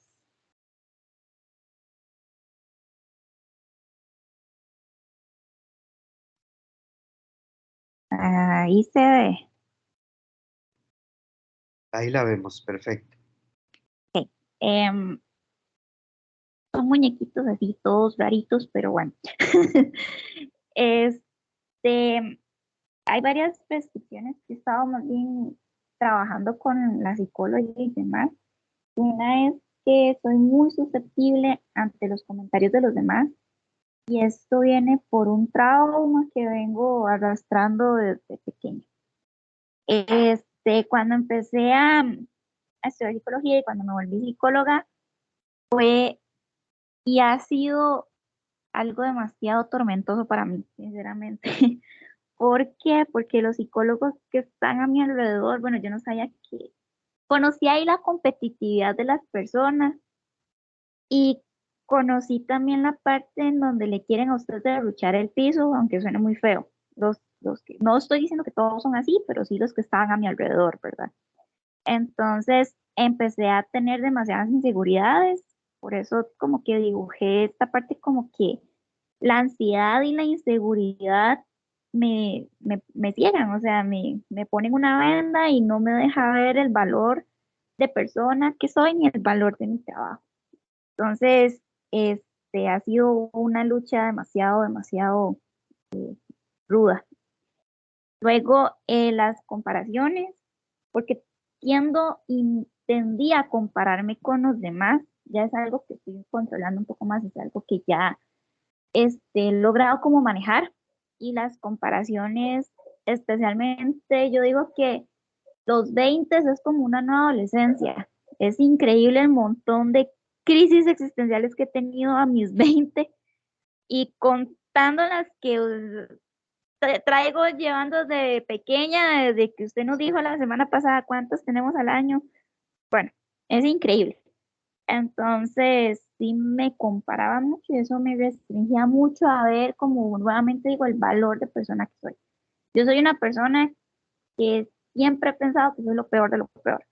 Por más que tal vez me den y yo vea todo lo contrario, ya sea en avances del trabajo, ya sea en avances en cursos que llevo, cosas así, yo igual sigo pensando que yo soy lo peor de lo peor. Entonces, sí es una situación que he estado trabajando con la psicóloga. Y voy a ver cómo dejo de... Muchas gracias, Priscila, por compartirnos también eso. Muy bien. Ahora vamos a ver varias cosillas del tema. Pero muchas gracias a las que nos han contado las mascaritas. Yesenia, vamos con la tesis 9. A mí me tocaba la 10. No. No, la 9 y la 10 le toca a Liliana Rodríguez. Ah, yo tenía la 10. Es que aquí tengo el correo. ¡Uy, de verdad! Y me estudié la 10. Ay. Bueno, si quiere yo les hablo de la 9, no se preocupe. Bueno, y si no la otra semana yo les pongo la 9, pero... O les pongo la 10. Ve el título, que no haga las mías, que yo tenía, no sé por qué tenía tesis 10 y era 8. Sí, bueno, yo tenía... La tesis 9 lo que dice es que el animal no es persona puesto que no es capaz de trascenderse y de enfrentarse a sí mismo. Eso es lo que dice la tesis. Mucho de lo que habla la tesis es el tema del instinto, del impulso, de accionar así como por default, ¿verdad? O sea, rapidísimo. De hecho, hay una parte de la tesis, voy a leerles aquí en concreto, que dice, del mismo modo que el animal desde su entorno no puede entender el mundo humano, el hombre tampoco puede aprender el mundo superior excepto por un intento de alcanzarlo o de presentirlo por la fe. Ahora, Paula decía algo muy bonito, algo muy interesante, ¿verdad? Que decía que eh, ella cree en todo, ¿verdad? Yo creo. Pero hay alguna gente que no es tan sencillo creer. Y no me refiero a creer en religiosidad, es creer. La palabra grande de creer, en uno incluso. Muchas veces, a veces la gente nos dice, ¿usted, qué tanto cree usted en sus capacidades? ¿Verdad? Porque a veces tal vez alguien nos elogia algún trabajo, nos elogia alguna cosa que hacemos, nos elogia algo y uno, qué bonito lo que me dice, pero vieras cómo me cuesta creérmela, ¿verdad? Bueno, ¿qué nos impide hacerlo? Entonces, lo que dice la tesis y lo que dice Víctor Frankl es, el hombre, así como el animal, no puede comprender mucho, digamos, la vida humana en el sentido de que hay la autotrascendencia, la acción, digamos, un perrito no va a decir, por decirlo de alguna manera, puede trascender en la historia y en el corazón de la gente, pero la autotrascendencia, el perrito no va a llegar a escribir un libro, por decirlo de alguna forma, ¿verdad? No lo va a hacer de esta mañana, ¿verdad? Y en general, el perrito no va a hacer una escuela, ¿verdad? A no ser que sea una cosa como en el 2050, que estoy seguro que van a poner un chip para entender qué es lo que los perritos dicen y los animales. Como decía una amiga una vez, puro Mr. Ed, ¿verdad? Cuando hablaba Mr. Ed. Entonces, es muy interesante todo eso. Pero aquí hay algo fundamental. Como el ser humano no es capaz de comprender que hay más allá, es muy difícil muchas veces explicarle esa posibilidad de comprensión de lo que puede hacer. Mira, ¿por qué se los digo? Porque justamente nosotros, como seres humanos, ahora decía, todos podríamos decir muchas cosas en esta línea, no me van a contradecir. De hecho, Helen lo decía ahora muy bien. Si yo me he formado en una escuela filosófica y, digamos, desde una concepción teórico-metodológica incluso específica, por ejemplo, que yo diga, bueno, yo soy formado de la TREC, romper la TREC en pensar el humanismo más desde una teoría frankliana no es tan sencillo. ¿Por qué? Porque evidentemente, digamos, la comprensión de lo espiritual no es tan sencillo como pensarse en la cognición o en el pensamiento o en la acción conductual de un ser humano, porque yo lo puedo ver, ¿verdad? Entonces, justamente es interesantísimo porque debatir esto no es tan sencillo y desfragmentar eso en el ser humano tampoco lo es. Entonces, por eso es que la tesis dice, y Viktor Frankl lo establece como una tesis, yo le voy a vender al mundo una idea y la idea es real y la idea se va a hacerse científica como ha estado pasando últimamente y que justamente yo les comentaba lo del vacío existencial del DSM-6, ¿verdad? Pero la gente tiene que creer, ¿verdad? Y entonces, ¿qué es lo que pasa? Bueno, obviamente existen cosas de cosas, ¿verdad? De teorías que a veces uno dice, ¿y eso dónde se lo habrán sacado, verdad? De qué sueños se lo habrán imaginado. Pero hay cosas que, evidentemente, cuando ya el ser humano cree cuando hay algo científico de por medio. Es interesantísimo. Eso es un debate de la ciencia y, de muchos años. Pero Frankel dice, aprender con H, porque sí lo dice la tesis, ¿verdad? No es aprender, sino es aprender del mundo superior, de esa capacidad de lo espiritual, es un reto para la persona y es parte de la existencia, es parte de su descubrimiento propio. ¿Ok? Bien, Yesenia, terminemos con la tesis 10. Pero no le tocaba a la otra compañera, qué pena más bien. No, pero ahí la compañera no vino hoy, se salvó más Ah, bien. bueno, de ahí está bien, qué dicha.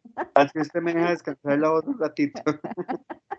Yo le ayudo con la tesis 10, ¿ve? Voy a compartir.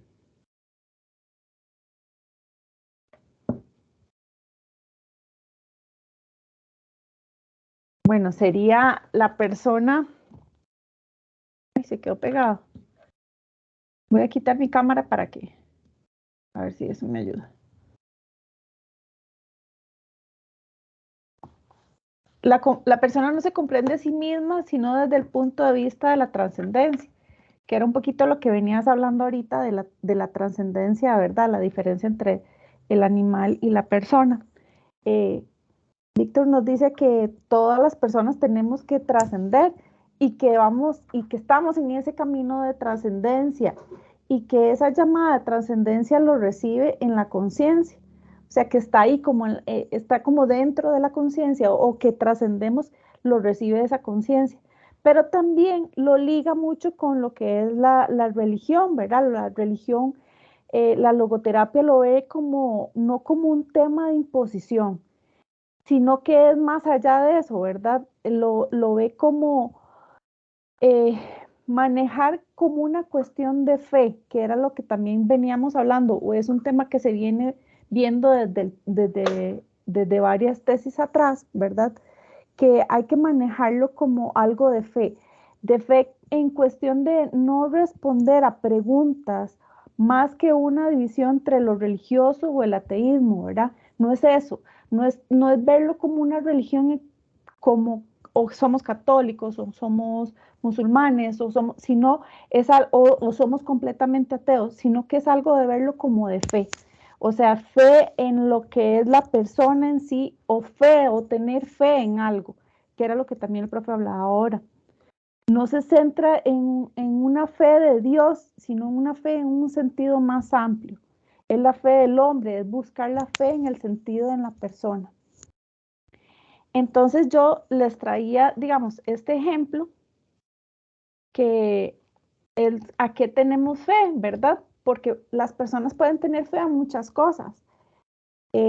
Yo estuve en México y me parece súper interesante ver cómo en las afueras de las iglesias, ¿verdad? Donde está el Zócalo, de ahí hay un montón de chamanes, ¿verdad? Afuera de la iglesia, haciendo todos los rituales y la gente pidiendo también que le haga esas limpias. Y muchas veces iban a la iglesia y pasaban donde el chamán. Al final de cuentas es lo que tiene la persona como fe, ¿verdad? Cada quien va a buscar la fe en algo en lo que cree. Y entonces es como lo que, ¿verdad? El ejemplo que yo les traía porque me parecía muy interesante de que cada uno busca eso, la fe en lo que la persona cree en sí, ¿verdad? No es algo impositivo, o en la logoterapia no se ve impositivo lo que es religión, sino en la fe de lo que yo creo como persona. Bien, muy bien. De hecho, ya casi ponen la máscara, todavía no nos enseñan. Sí. De hecho, es muy interesante el tema de la última tesis, porque lo que Viktor Frankl llega y dice es que el tema de la autotrascendencia, ¿verdad? Lo que nos va a dar es la posibilidad de vernos más allá de lo que somos. Dejar una huella, esa fue la primera forma en la que Viktor Frankl estableció como su esencia específica, de hecho, ¿verdad? ¿En qué sentido les digo esto? Porque Viktor Frankl decía, no somos nada en el mundo si no dejamos algo en el mundo. Ser para estar y para dejar. Una de las cosas más importantes de todo esto es también entender que cuando nosotros tenemos una, digamos, posibilidad de hacer un cambio en la historia de alguien, es porque la vida también nos invita a lograr ver cómo hacer ese ajuste y ese cambio. Hay algo muy importante, vean, nosotros como profesionales de la psicología, nosotros nuestra voz, y eso siempre lo digo, nuestra palabra es o transformadora o aniquilante. ¿Por qué les digo esto? Porque justamente lo que ustedes digan y lo que yo diga puede hacer que la persona se transforme o puede hacer que la persona se desfragmente. Esto justamente es lo que viene a hacer la tesis y a decir, la persona no puede verse más allá que del mismo hecho de la autotrascendencia. ¿Por qué? Porque yo, desde la visión tridimensional y antropológica del ser humano, al brindarle totalidad y unidad a la persona que se encuentra frente a mí, lo que tengo que lograr es lo siguiente, es que se comprenda más allá de lo que tal vez toda su vida le han dicho. Y yo dejar huella, y no cualquier huella, es una huella que quite tal vez lo que en otras ocasiones le han dado y que le han desfragmentado. Entonces, yo puedo trascender en la vida de alguien y puede ser que sea una colega que llegue, o sea, puede ser una colega y puede ser un paciente que llegue y me diga, es que la colega anterior suya me dijo que yo tenía un trastorno bipolar y yo le diga, ¿y cómo? O sea, dígame cuál es el informe que le entregó la colega. No, ella me dijo que ella nunca me hizo pruebas, ella me dijo que era evidente. Era evidente que yo era bipolar. Bueno, pues, igual que esa colega me preste los ojos que tiene, ¿verdad? Entonces, ahí entra un debate fuerte en contra de la esencia del ser humano. Esa colega trascendió en la vida del ser humano, pero yo podría autotrascender diciéndole, vamos a hacer las cosas de manera correcta y vamos a descubrir qué es lo que sucede en tu esencia como ser humano. Ni siquiera decir en tu mente, ¿verdad? Porque muchas veces incluso también uno dice, vamos a ver qué es lo que está pasando en tu mente. No, no, no. Y en el cuerpo y en todo lo demás. E incluso cuando uno llega al médico, el médico incluso le dice a uno muy curioso, ¿verdad? Vamos a ver qué es lo que está pasando dentro de ese cuerpo. Vamos a hacerle una placa, vamos a hacerle un TAC, vamos a hacerle tal cosa. ¿Y lo demás? Entonces ahí es donde el médico dice, y lo voy a referir a psicología, para que vaya y hable lo que siente. Como si todo fuera una cosa, ¿verdad? Aisladísimo, ¿ok? Muy bien. Muchas gracias, Jess, por eso. Ahora sí, enséñenos la máscara. Aunque ya tuvimos un spoiler por ahí.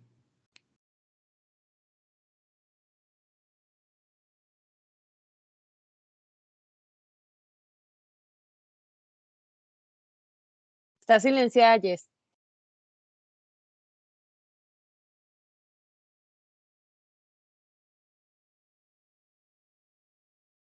Listo.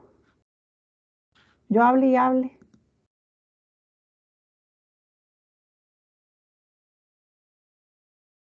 Bueno, esta es mi máscara, otra vez. Yo siempre trato de buscar, ver la vida de colores y trato de buscar la forma positiva de ver la vida. Entonces, lo que pensé fue que cuando me pongo la máscara, la veo de blanco y negro, ¿verdad? Ponerse para mí una máscara es no representar o no ponerme lo que yo doy en ese momento. Entonces, para mí es, si yo me pongo esa máscara, es porque estoy viendo todo de blanco y negro. Y de ahí es donde salen todos los miedos, las angustias. El pasado, puse pasado no porque creo que hay asuntos no resueltos y todos siempre vamos a tener esos asuntos no resueltos y después de la semana pasada nos dimos cuenta que tenemos muchos asuntos no resueltos, entonces siempre algo del pasado me va a golpear, ¿verdad? Pienso yo.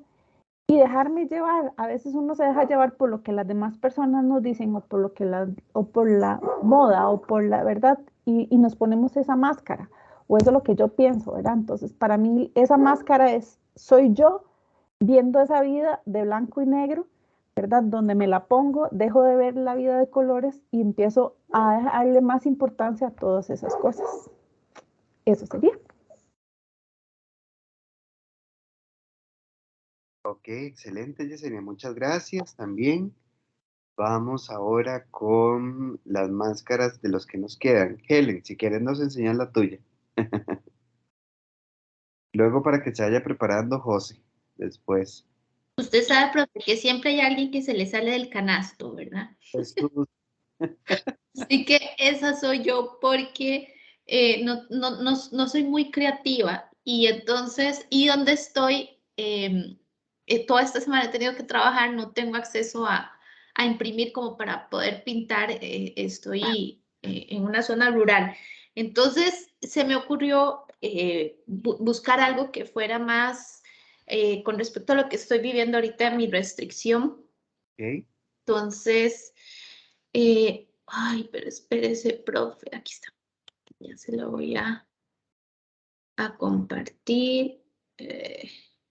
Denme un chancecito, profe. Me avisa si por favor la puede. Ay, ¿la pueden ver? Vamos a ver. Sí, ya ahora sí estamos bien. Gracias.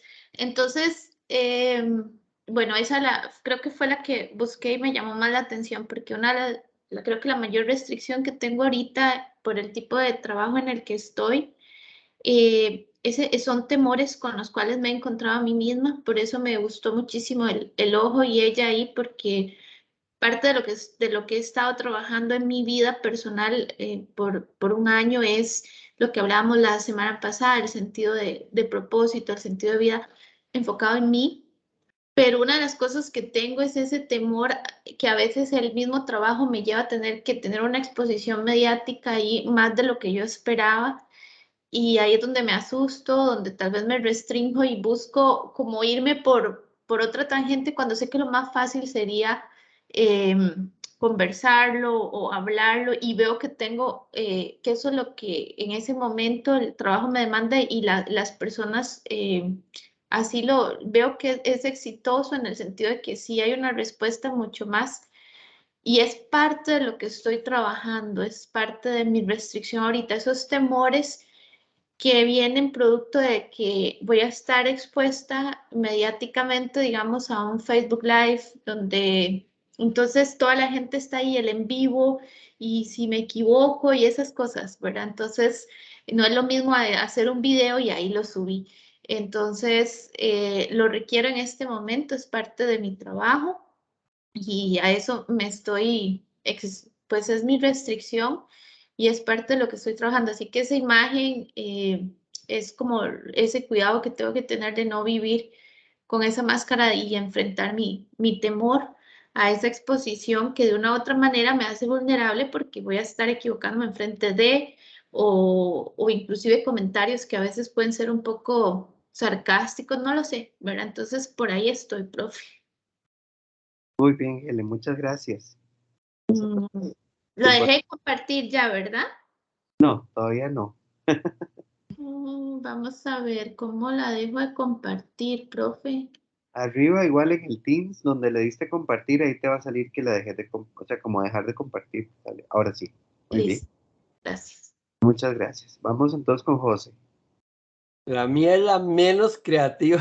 Yo veo que todo el mundo pintó y les quedaron maravillosas. Se ven lindísimas todas, todos los procesos. El mío, la verdad, yo lo que hice fue imprimirlo y hice una introspección ahí, vacilona, y decidí cuál era mi restricción. Pero en realidad lo que hice fue como solo escribir eso, la restricción que he tenido. Entonces voy a ver si la comparto. Santo Dios, es que hace tiempo no utilizo No sé cómo, espere para ver. José, pero vos me la pasaste y la hiciste en físico, ¿no? Sí, yo la hice y la tengo ahí, pero espere Pero para ver. enséñala por la Ah, cámara. ya. Bueno, Yo bueno. la estoy compartiendo ahí. Vamos a ver, ya le dijo. Sí, ya ahora sí la está compartiendo. Sí, Ok. Bueno, esa es mi máscara, ¿verdad?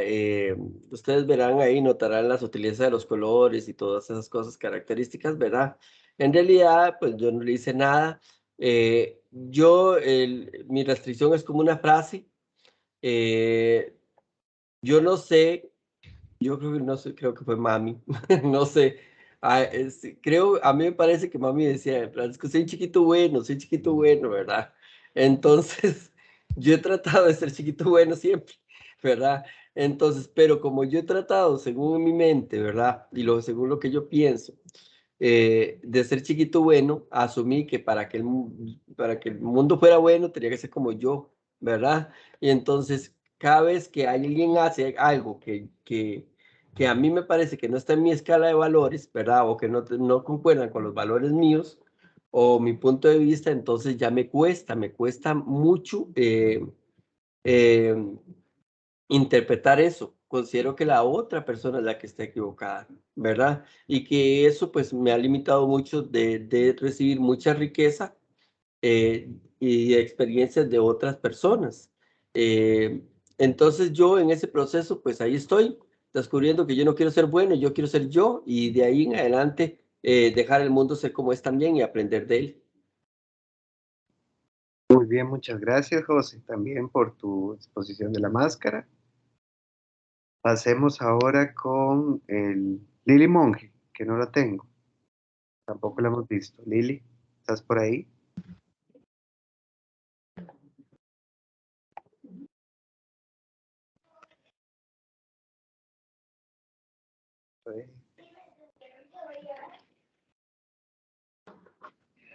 Estás con el micrófono activado, pero no te... Hola, Ahora sí. Ajá. Lo siento, es que está como pegado, yo no sé, rarísimo, ya la voy a compartir, denme un segundo. Y lo siento, compañeros, profe, por no encender la cámara, pero es que mi sobrinita está enferma, se vomitó en medio de clases y yo estoy aquí entre vigilándole y escuchando, entonces se me hizo un disturbio con todo, pero ya les voy a enseñar mi máscara. Denme un segundo, que eso está cargando lentísimo.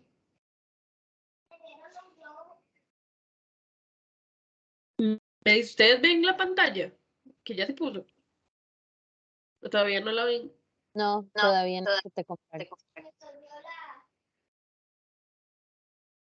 Es que ya me sale que ya está compartiendo, pero no sé, así, ahí cuando le salga me avisan.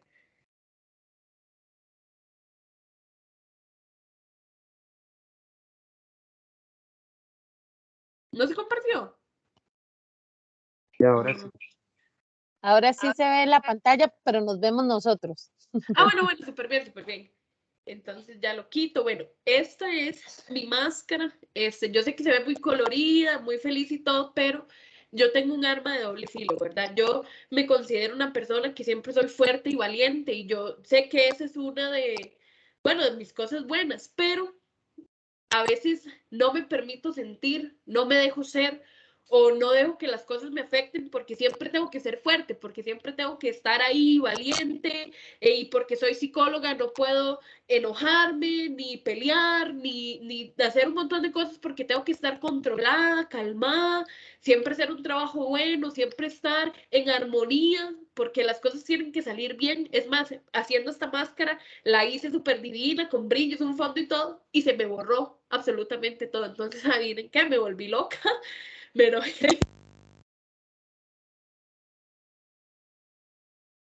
Se te fue el audio, Lili. Sí, estaba en el momento de así de explosión y ya. Explotó ella. Eso iba a decir yo también, explotó. Seguro se desconectó del todo porque Sí, qué raro, no.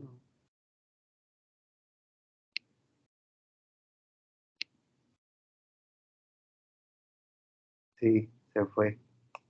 Bueno, démosle chance, a ver, ahorita no la expone. Danay, ¿estás por ahí para que nos expongas tu máscara si quieres, para ir cerrando un poquitito el día de hoy? Ok, voy a intentar a ver si puedo compartir. Dale. Pues.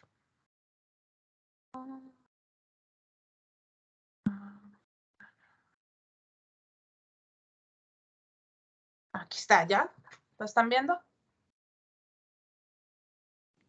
Perfectísimo. sí.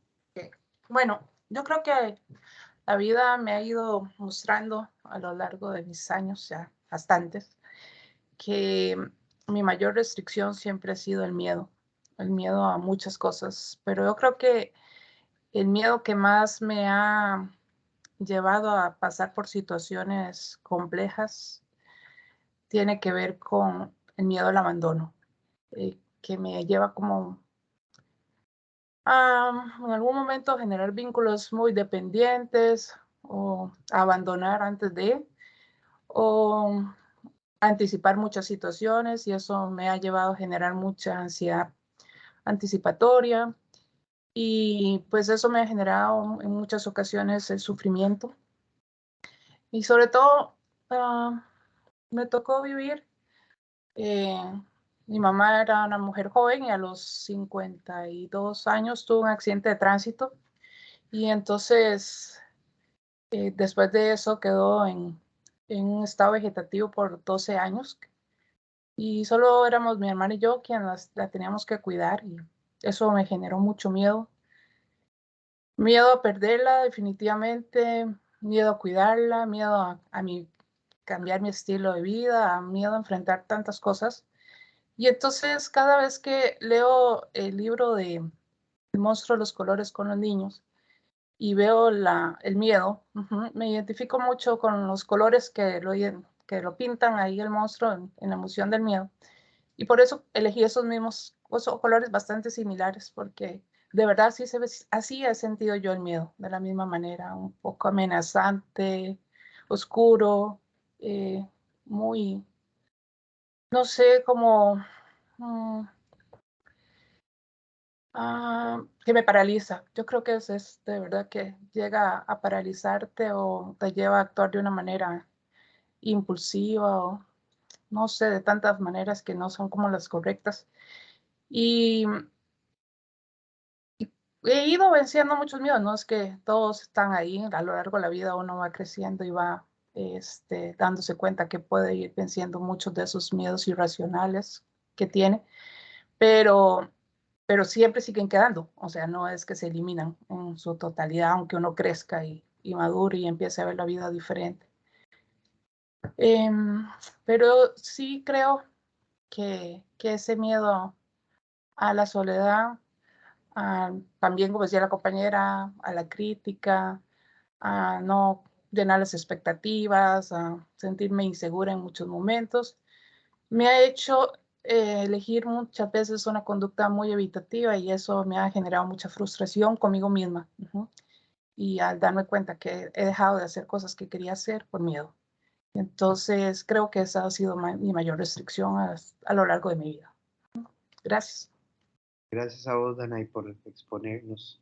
Me hiciste recordar ese libro que me encanta también. Sí, ¿verdad? Ay, precioso. Es Sí. bellísimo, de hecho. Muchas gracias. Vamos a ver si puedo darles aquí compartir, como hizo la compañera. Ahora no lo logro. Si cierro aquí, se va. Vamos a Sí. ver. Sí. ¿Sí, verdad? Ok, Ok. Muchas gracias. con gusto. Lili, volviste. Ahí te veo conectado otra vez.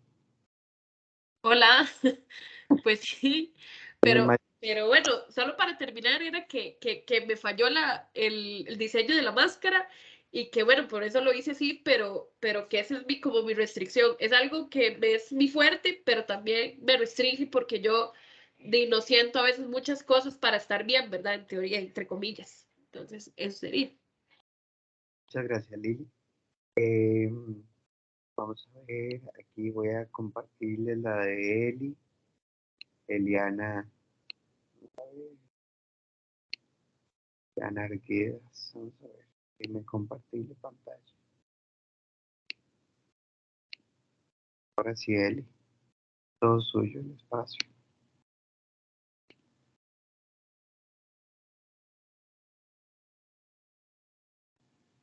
Estás apagada. El micrófono. Ya. Si no es una cosa, es otra. Pero bueno, ya. Viendo lo de, digamos, todo lo de las restricciones, y yo creo que una de las restricciones y lo que estoy trabajando todos los días es lo que ahora llaman el síndrome del impostor. Y no lo quise poner en colores oscuros porque creo que más bien cada día que pasa lucho contra eso y le voy ganando. Entonces quise como ponerlo con colores, que soy yo la que va ganando y la que le va poniendo como color a mi vida y quitándole el poder a todas esas cosas que a veces uno siente en la vida. Entonces por eso lo puse de colores y lo hice con tizas pastel y como que se difuminara y todo, porque quise verlo como del lado positivo, o sea, sí me afecta, me roba la seguridad, pero también yo puedo ir ganándole la batalla y poniéndolo en colores a la vida. Eso sería. Muy bien, muy bien, muy bien. Muchas gracias, Eli, también por la exposición de la máscara. Bueno, entonces, vamos a ver, vamos a quedar aquí por hoy, ¿verdad? Yo los voy a dividir a ustedes en equipos. Bueno, equipos digo yo. En grupos, es que equipos, es cierto. Pienso mucho en la visión de equipo, pero los voy a dividir por grupos y los voy a pasar al chat y los voy a poner a que trabajen unos casos. Esos casos yo les voy a poner las instrucciones de qué es lo que tienen que hacer para analizarlo. Porque lo que vamos a ver es, la otra semana hablamos un poquito de las situaciones límite y lo que vamos a hacer es, utilizando las tesis y todo lo que hemos visto, cómo podríamos trabajar esos casos de una manera diferenciada a lo que ya estamos acostumbrados y acostumbradas a hacer. ¿Ok? Entonces, como les digo, los voy a dividir. Ustedes en total son 16, creo, tomando en consideración al compañero Sebastián. Y de ahí los dividiría, digamos, vamos a ver, ustedes Pero son... eso es para, profe, pero eso es para trabajarlo ahora. No, señores, de aquí a la otra semana. Ok. Bueno, yo los divido para que ustedes lo tengan ahí. Entonces, la idea es que lo trabajemos y la otra semana empezamos con eso para poder analizar un poco las cosas que hemos venido trabajando, hacer como ese match, ¿verdad? Que es importante tener, ¿ok? Entonces, les voy a pasar eso al chat, igual que los casos, ¿verdad? No tienen que preparar nada más que tal vez si quieren como equipo, digamos, una presentación de cómo contestarían lo que yo les voy a pedir, ¿verdad? En el trabajo. Y para generar la discusión, pues obviamente de lo que vamos pues, ver en cómo trabajar eso, ¿ok? Muy bien, bueno, entonces, Mayela, dígame. ¿Usted cree que vamos a poder ver todos los casos en la próxima clase o cree que se vayan a dividir en dos? No, la otra semana lo vemos bien porque cada casito, digamos, son solo 3 casos, ¿verdad? Son por equipos, o sea, es más grande, no es en duplas, como ahorita, no fue en dúos, va a ser equipos, ¿verdad? Entonces, son como 3 casos, si no es que 4 a lo mucho, para que no queden tan cargados los equipos. Y el tiempo digamos, como para exponer es como unos 15 minutillos, como para poder debatirlo bien. ¿Verdad? Entonces Pero tampoco... yo tengo una situación con la otra semana, entonces es por eso. Me gustaría que sí es en equipo, pues poder trabajarlo con el equipo y también tratar de estar, pero no sé si lo voy a lograr, entonces más que todo por eso era. Ok, perfecto, está bien. Bueno, chicas y caballeros, caballero en este caso, porque tenemos a José. Cuídense mucho, nos vemos la otra semana, les voy a pasar eso al chat, apenas ahorita, un ratito. Y cualquier cosa estamos hablando. Si tienen alguna pregunta de algo, pues me la hacen ahí en el chat de eso, pero para que puedan disfrutar bien como esa parte de integrar, de ir haciendo como el match, Helen, también de lo que vamos viendo. ¿Está bien? Cuídense mucho, les mando un abrazote. Buenas Gracias, noches, Juan. Que Un siga bendiciones. mejor. abrazo, Que Juan. siga mejor, Que profe. siga mejor. Gracias. Buenas Gracias. noches. Gracias. Igual.